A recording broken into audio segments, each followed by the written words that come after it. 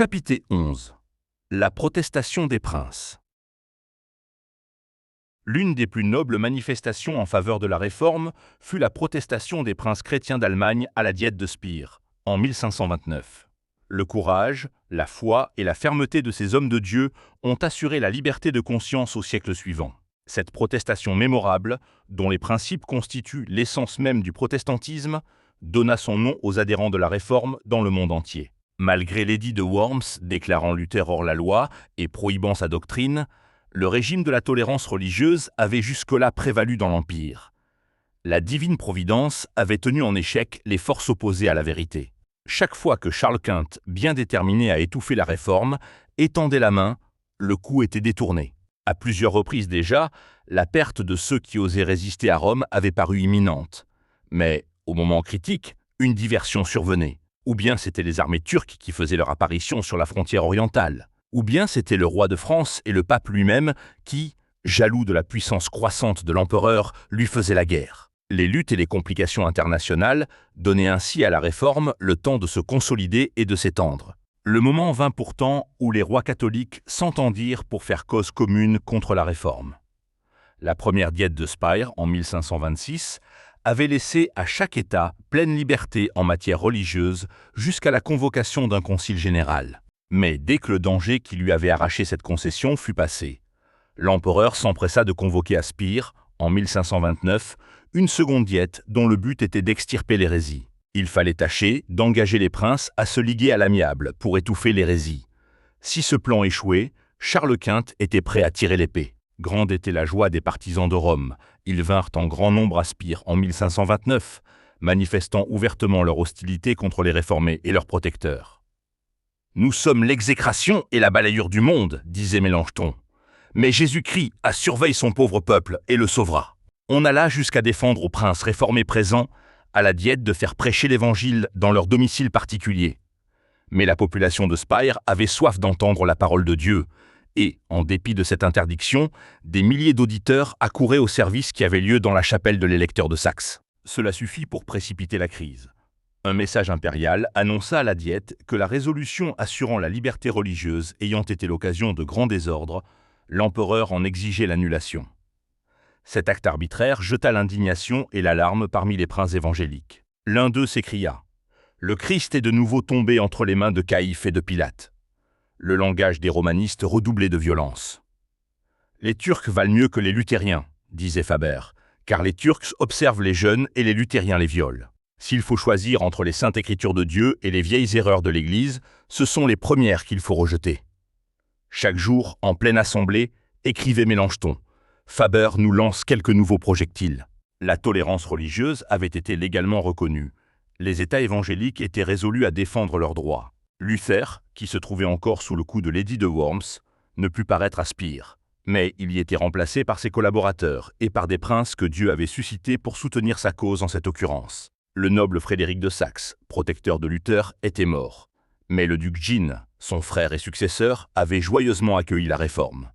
Et, bien que pacifique, il déployait une grande énergie et un grand courage quand il s'agissait des intérêts de la foi. Les prélats exigeaient que les États réformés se soumissent implicitement à la juridiction romaine.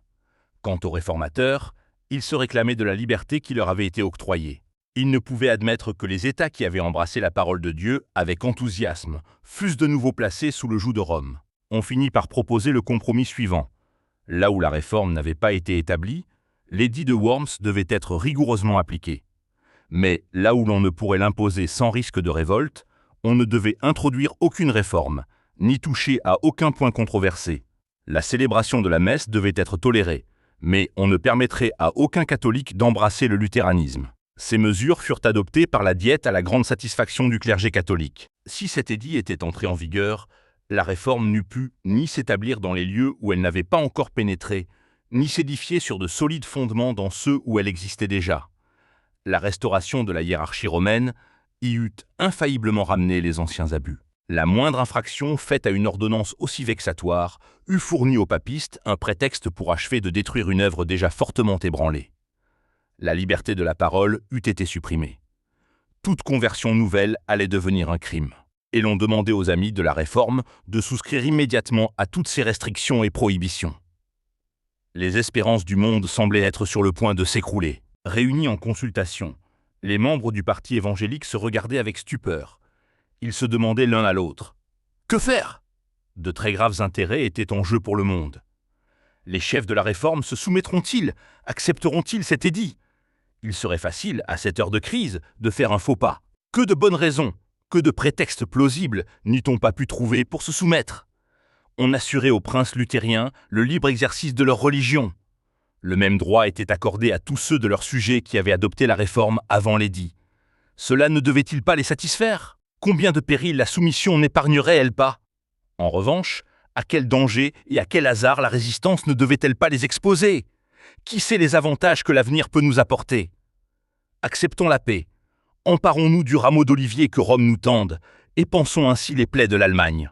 C'est par de semblables raisonnements que les réformateurs eussent pu justifier une ligne de conduite qui eût assuré, à brève échéance, la ruine de la cause protestante. Fort heureusement, ils ne perdirent pas de vue le principe mis à la base de l'accord proposé. Quel était ce principe? C'était, pour Rome, le droit de contraindre les consciences et d'interdire le libre examen. La liberté de conscience était bien assurée aux princes réformés et à leurs sujets, mais comme une faveur spéciale et non pas comme un droit. À part ceux qui étaient compris dans cette exception, tous restaient sous le joug de l'autorité. Rome continuait à être le juge infaillible de la foi. La conscience était éliminée. Accepter le compromis proposé, c'était admettre que la liberté de conscience n'était légitime que dans la Saxe réformée et que, pour le reste de la chrétienté, le libre examen et la profession de la foi réformée étaient des crimes dignes de la prison et du bûcher. Pouvait-on donner des limites géographiques à la liberté religieuse? Allait-on admettre que la réforme avait fait son dernier converti, qu'elle avait conquis son dernier harpe, et que, partout ailleurs, l'empire de Rome devait être éternel? Les réformateurs allaient-ils devenir complices de la mort de centaines et de milliers de gens qui, au terme de cette convention, devaient être immolés dans tous les pays soumis à l'Église romaine? Allaient-ils, à cette heure suprême, trahir la cause de l'Évangile et les libertés de la chrétienté? Non, plutôt tout endurer, tout sacrifier, jusqu'à leurs états, leur couronne et leur vie! Rejetons cet arrêté, dirent les princes. Dans les questions de conscience, la majorité n'a aucun pouvoir. C'est au décret de 1526, ajoutèrent les villes, que l'on doit la paix dont jouit l'Empire. L'abolir, c'est jeter l'Allemagne dans le trouble et la division. Jusqu'au Concile, la Diète n'a d'autre compétence que de maintenir la liberté religieuse. Protéger la liberté de conscience, voilà le devoir de l'État et la limite de son autorité en matière religieuse. Tout gouvernement civil qui aujourd'hui tente de régler ou d'imposer des observances religieuses abolit le principe pour lequel les chrétiens évangéliques ont si noblement combattu. Déterminés à briser ce qu'ils appelaient une audacieuse opiniâtreté, les papistes commencèrent par semer la division parmi les partisans de la Réforme, en intimidant ceux qui ne s'étaient pas encore ouvertement déclarés en sa faveur. Les représentants des villes libres, appelés à comparaître devant la Diète et mis en demeure de déclarer s'ils acceptaient les termes de l'arrêt, demandèrent en vain un délai. Le vote prouva que près de la moitié d'entre eux étaient pour la Réforme. Ceux qui se refusaient ainsi à sacrifier la liberté de conscience et les droits du libre examen ne se dissimulaient pas qu'ils s'exposaient aux critiques, à la condamnation et à la persécution. « Il faudra, dit l'un d'eux, ou renier la parole de Dieu, ou être brûlé. » Le roi Ferdinand, représentant de l'empereur à la Diète, comprit que, s'il ne réussissait pas à amener les princes à accepter et à soutenir le décret, celui-ci occasionnerait de sérieuses divisions. Et se doutant bien qu'user de la contrainte avec de tels hommes, c'était les rendre plus déterminés encore. Il tenta de les persuader et supplia les princes d'accepter le décret, les assurant que l'empereur leur en saurait un gré infini. Ces hommes courageux, s'inclinant devant une autorité supérieure à celle des rois de la terre, répondirent avec calme « Nous obéirons à l'empereur dans tout ce qui peut contribuer au maintien de la paix et à l'honneur de Dieu. » Sans tenir compte de cette déclaration, le roi annonça enfin, en pleine Diète, que l'édit allait être rédigé sous forme de décret impérial. Puis il annonça à l'électeur de Saxe et à ses amis qu'il ne leur restait plus qu'à se soumettre à la majorité. Cela dit, il se retira de l'Assemblée sans donner aux réformateurs l'occasion de lui répondre. En vain, ils lui envoyèrent une députation pour le prier de revenir. « C'est une affaire réglée, » répondit le roi. « Il n'y a plus qu'à se soumettre. » Bien que le parti impérial sût que les princes chrétiens étaient déterminés à considérer les saintes écritures comme supérieures aux doctrines et aux lois humaines, et que là où ce principe était reconnu, l'autorité du pape serait tôt ou tard abolie, ils croyaient que la cause de l'empereur et du pape était la plus forte. Si les réformateurs avaient compté sur le seul secours de l'homme, ils eussent été aussi impuissants que les partisans du pape le supposaient. Mais leur force allait se révéler. Ils en appelèrent du décret de la diète à la parole de Dieu et de l'empereur Charles à Jésus-Christ, le roi des rois et le seigneur des seigneurs. Sans tenir compte de l'absence de Ferdinand, qui n'avait pas respecté leur liberté de conscience, ils rédigèrent et présentèrent sans délai, devant l'Assemblée nationale, la solennelle déclaration suivante. Nous protestons par les présentes, devant Dieu, notre unique Créateur, conservateur, rédempteur et sauveur, qui un jour sera notre juge, ainsi que devant tous les hommes et toutes les créatures, que pour nous et pour les nôtres, nous ne consentons ni n'adhérons en aucune manière au décret proposé, dans la mesure où il est contraire à Dieu, à sa sainte parole, à notre bonne conscience et au salut de nos âmes. Quoi? Nous déclarerions, en adhérant à cet édit, que si le Dieu Tout-Puissant appelle un homme à sa connaissance, cet homme n'est pas libre de la recevoir. Ils ajoutaient, « Il n'est de doctrine certaine que celle qui est conforme à la parole de Dieu. » Le Seigneur défend d'en enseigner une autre. Chaque texte de la Sainte Écriture devant être expliqué par d'autres textes plus clairs, ce saint livre est, dans toutes les choses nécessaires aux chrétiens, facile et propre à dissiper les ténèbres. Nous sommes donc résolus, avec la grâce de Dieu, à maintenir la prédication pure et exclusive de sa seule parole, telle qu'elle est contenue dans les livres bibliques de l'Ancien et du Nouveau Testament, sans rien ajouter qui lui soit contraire. Cette parole est la seule vérité.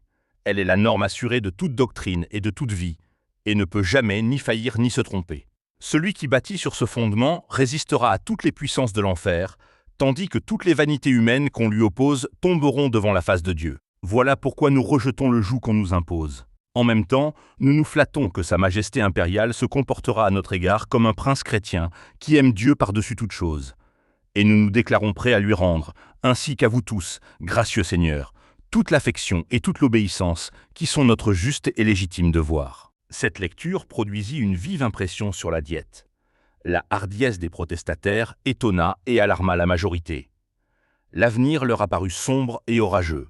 Les dissensions, les conflits et l'effusion de sang paraissaient inévitables. Les réformateurs, au contraire, certains de la justice de leur cause, et se reposant sur le bras du Tout-Puissant, étaient remplis d'un courage inébranlable. Les principes contenus dans cette célèbre protestation constituent l'essence même du protestantisme.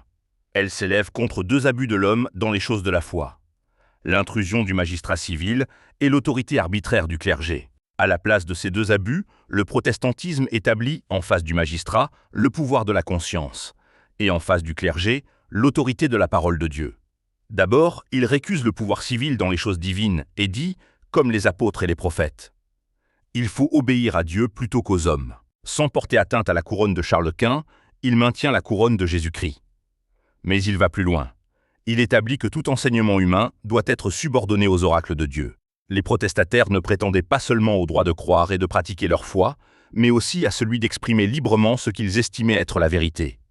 Et ils contestaient aux prêtres et aux magistrats le droit de les en priver. La protestation de Spire s'élevait solennellement contre l'intolérance religieuse et affirmait catégoriquement le droit de tout homme à servir Dieu selon sa conscience. Cette déclaration, bientôt gravée dans des milliers de mémoires, fut enregistrée dans les livres du ciel, d'où aucun effort humain ne pouvait l'effacer. Toute l'Allemagne évangélique adopta la protestation comme l'expression de sa foi. Dans ce manifeste, chacun voyait le présage d'une ère nouvelle et meilleure. L'un des princes dit aux signataires de Spire « Que le Dieu Tout-Puissant qui vous a fait la grâce de le confesser publiquement, librement et sans aucune crainte vous conserve dans cette fermeté chrétienne jusqu'au jour de l'éternité. » Si, après avoir obtenu un certain succès, la Réforme avait consenti à temporiser pour obtenir la faveur du monde, elle eût été infidèle à Dieu et à elle-même, et eût ainsi préparé sa ruine. L'histoire de ces nobles réformateurs contient un enseignement pour tous les siècles à venir. La tactique de Satan contre Dieu et contre sa parole n'a pas changé. Il est tout aussi opposé aujourd'hui qu'au XVIe siècle à ce que la parole de Dieu soit la règle de la foi et de la vie. Il existe de nos jours une forte tendance à s'éloigner de la saine doctrine. Il est donc nécessaire de revenir aux grands principes protestants. Les Écritures, seules règles de la foi et de la vie. La puissance antichrétienne rejetée par les protestataires de Spire travaille avec une énergie accrue à reconquérir sa suprématie perdue. Un attachement indéfectible à la parole de Dieu, tel celui dont firent preuve les réformateurs, est, à cette heure de crise, la seule espérance de toute œuvre de réforme. Divers indices faisaient craindre pour la sécurité des protestants. Certains faits, en revanche, montraient que la main de Dieu était prête à les protéger. Vers ce temps-là, Mélenchon conduisait précipitamment vers le Rhin, à travers les rues de Spire, son ami Simon Grynéus, le pressant de traverser le fleuve. Comme celui-ci s'étonnait d'une telle hâte, Mélenchon lui dit « Un vieillard d'une apparence grave et solennelle, mais qui m'est inconnu, vient de se présenter à moi, et m'a dit « Dans un instant, des archers, envoyés par Ferdinand, vont arrêter Simon Grynéus. » Ce même jour, Grynéus, scandalisé par un sermon de Faber, l'un des principaux docteurs catholiques, s'était rendu chez lui et l'avait supplié de ne plus faire la guerre à la vérité. Faber avait dissimulé sa colère, mais s'était aussitôt rendu chez le roi, et il avait obtenu des ordres contre l'importun professeur de Heidelberg. Mélenchon ne doutait pas que Dieu avait sauvé son ami par l'envoi d'un de ses saints anges. Immobile au bord du Rhin, il attendait que les eaux du fleuve eussent dérobé Grynéus à ses persécuteurs. « Enfin !» s'écria-t-il, en le voyant sur l'autre bord. « Le voilà arraché aux dents cruelles de ceux qui boivent le sang innocent. » De retour dans sa maison, Mélenchon apprit que des archers venaient de fouiller sa demeure à la recherche de Grynéus. La réforme devait, d'une manière plus pressante encore, s'imposer à l'attention des grands de la terre. Le roi Ferdinand ayant refusé une audience aux princes évangéliques, ces derniers devaient avoir l'occasion de présenter leur cause devant l'empereur et les dignitaires de l'Église et de l'État réunis.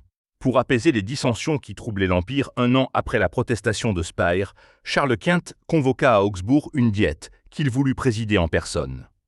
Les chefs protestants y furent convoqués. De grands dangers menaçaient la réforme, mais ses amis et ses défenseurs remettaient leur cause entre les mains de Dieu et s'engageaient à tenir ferme pour l'Évangile. L'entourage de l'électeur de Saxe lui conseillait de ne pas s'y rendre. L'empereur, lui disait-on, convoque les princes pour leur tendre un piège. N'est-ce pas courir un trop grand risque, disait-il, que d'aller s'enfermer dans les murs d'une ville avec un puissant ennemi? D'autres lui disaient, pleins d'une noble confiance, que les princes se comportent seulement avec courage et la cause de Dieu sera sauvée. Dieu est fidèle et il ne nous abandonnera pas, disait Luther. Accompagné de sa suite, l'électeur se mit en route pour Augsbourg. Tous connaissaient le péril que courait ce prince, et beaucoup se rendaient à la diète le cœur troublé par de sombres pressentiments. Mais Luther, qui les accompagna jusqu'à Cobourg, ranima leur foi par le chant du fameux cantique. « C'est un rempart que notre Dieu », écrit en cours de route. Main lugubre présage fut dissipé, et main cœur accablé fut soulagé à l'ouïe de ces strophes immortelles. Les princes réformés avaient décidé de présenter à la diète un exposé systématique de leur foi, avec les passages des Saintes Écritures à l'appui. Cette confession, rédigée par Luther, Mélenchon et leurs collaborateurs, fut adoptée comme l'exposé de leurs convictions religieuses par les protestants réunis, qui apposèrent leur signature sur cet important document.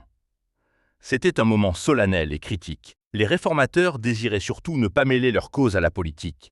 Ils étaient convaincus que la réforme ne devait pas exercer d'influence étrangère à celle de la parole de Dieu. Aussi, comme les princes s'avançaient pour signer la confession, Mélenchon s'interposa en disant « Ceci regarde les théologiens et les ministres.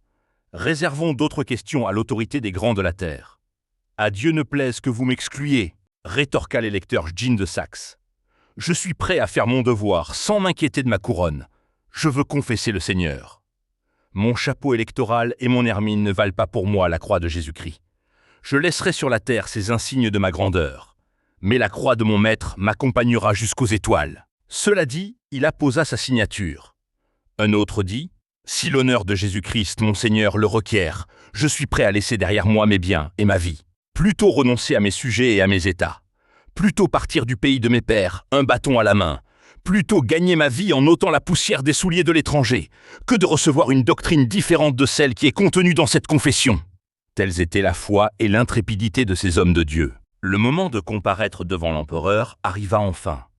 Charles Quint, assis sur son trône et entouré des électeurs et des princes, accorda audience aux réformateurs protestants. Ces derniers donnèrent lecture de leur confession de foi. L'auguste assemblée entendit un clair exposé de la vérité évangélique et l'énumération des erreurs de l'Église papale. C'est à juste titre que l'on a appelé cette journée le plus grand jour de la Réforme et l'un des plus beaux de l'histoire du christianisme et de celle de l'humanité. Quelques courtes années seulement s'étaient écoulées depuis que le moine de Wittenberg avait dû se présenter seul devant la diète de Worms. Maintenant, à sa place, comparaissaient les princes les plus nobles et les plus puissants de l'Empire. Luther n'avait pas été autorisé à se rendre à Augsbourg, mais il s'y trouvait par ses prières et par ses paroles. « Je tressaille de joie, disait-il, de ce qu'il m'est donné de vivre à une époque où Jésus-Christ est publiquement exalté par de si illustres confesseurs, et dans une si glorieuse assemblée. Ainsi s'accomplit cette déclaration de l'Écriture. Je parlerai de tes préceptes devant les rois, et je ne rougirai point. » Au temps de l'apôtre Paul, et grâce à sa captivité, l'Évangile avait été porté dans la ville impériale, et jusqu'à la cour. De même, en ce jour mémorable, le message que l'empereur avait défendu de prêcher du haut de la chair était annoncé dans son palais. Les paroles que plusieurs avaient considérées comme malséantes devant les serviteurs étaient écoutées avec étonnement par les maîtres de la terre. Rois et grands seigneurs formaient l'auditoire, des princes couronnés jouaient le rôle de prédicateurs, et le sermon était consacré à la vie éternelle. Depuis le temps des apôtres, disait-on, il n'y a pas eu d'œuvre plus grande, ni de confession plus magnifique. Tout ce que les luthériens ont dit est vrai, s'écriait l'évêque d'Augsbourg. Nous ne pouvons le nier. Pouvez-vous, avec de bonnes raisons, réfuter la confession de foi établie par l'électeur et ses alliés? Demandait-on au docteur Eck. Avec les écrits des apôtres et des prophètes, non. Mais avec ceux des pères et des conciles, oui. Je comprends, reprit vivement son interlocuteur. Selon vous, les luthériens sont dans l'écriture et nous en dehors. Quelques princes allemands furent gagnés à la foi réformée. L'empereur lui-même déclara que les articles protestants exprimaient réellement la vérité. La confession fut traduite en plusieurs langues et répandue dans toute l'Europe. Elle a été, depuis et jusqu'à nos jours, acceptée comme l'expression de leur foi par des millions de croyants. Les fidèles serviteurs de Dieu ne travaillaient pas seuls. Alors que les dominations, les autorités, les princes de ce monde de ténèbres et les esprits méchants dans les lieux célestes se liguaient contre eux, le Seigneur ne les oubliait pas. Si leurs yeux avaient été ouverts, ils auraient vu, de même que le prophète Élisée, des preuves manifestes de la présence et du secours de Dieu. Quand son serviteur lui montrait les armées ennemies qui les entouraient et rendaient inutile toute tentative de fuite, le prophète, s'adressant à Dieu, avait prié « Éternel, ouvre ses yeux pour qu'il voie. » Et voici, la montagne était pleine de chevaux et de chars de feu, tout autour d'Élysée. Les cohortes célestes étaient là pour protéger l'homme de Dieu. C'est ainsi que les anges veillaient sur les ouvriers de la Réforme. Luther avait pour principe de ne pas recourir à la puissance séculière, ni aux armes pour défendre la cause de Dieu. Il se réjouissait de voir l'Évangile confessé par les princes de l'Empire. Mais quand ces derniers proposèrent de faire une alliance défensive, il déclara que la doctrine de l'Évangile devait être défendue par Dieu seul.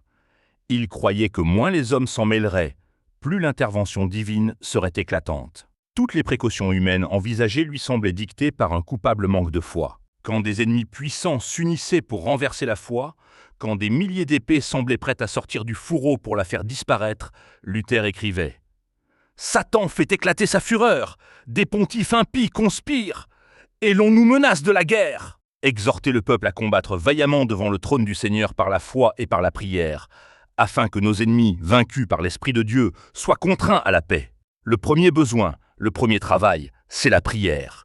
Que le peuple sache qu'il est maintenant exposé aux tranchants des épées et aux fureurs du diable, et qu'il se mette à prier. Plus tard encore, faisant allusion à l'alliance projetée par les États évangéliques, Luther disait que l'épée de l'Esprit était la seule arme qu'il fallait employer dans cette guerre.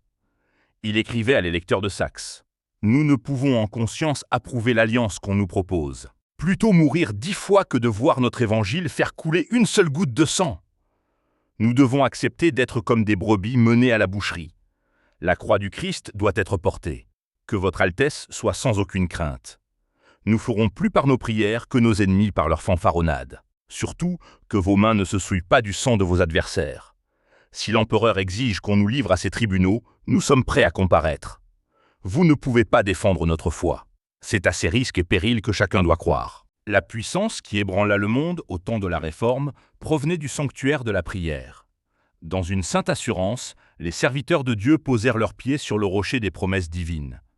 Pendant la diète d'Augsbourg, Luther ne passa pas un jour sans consacrer à la prière 3 des meilleures heures de la journée. Dans le secret de son cabinet de travail, il répandait son âme devant Dieu en paroles pleines d'adoration, mêlées d'expressions de crainte et d'espérance. « Je sais que tu es notre Père et notre Dieu, disait le réformateur, et que tu dissiperas les persécuteurs de tes enfants, car tu es toi-même en danger avec nous. Toute cette affaire est la tienne, et ce n'est que contraint par toi que nous y avons mis la main. Défends-nous donc, ô Père. Il écrivait à Mélenchon, que rongeait l'inquiétude. Grâce et paix par Jésus-Christ. Par Jésus-Christ, dis-je, et non par le monde. Amen. Je hais d'une haine véhémente ces soucis extrêmes qui te consument. Si la cause est injuste, abandonnons-la. Si elle est juste, pourquoi ferions-nous mentir les promesses de celui qui nous commande de dormir sans crainte? Le Christ ne fera pas défaut à l'œuvre de la justice et de la vérité. Il vit, il règne. Par quelle crainte pouvons-nous être troublés? Dieu entendit les cris de ses serviteurs. Il donna aux princes et aux ministres grâce et courage pour soutenir la vérité contre le prince des ténèbres de ce siècle.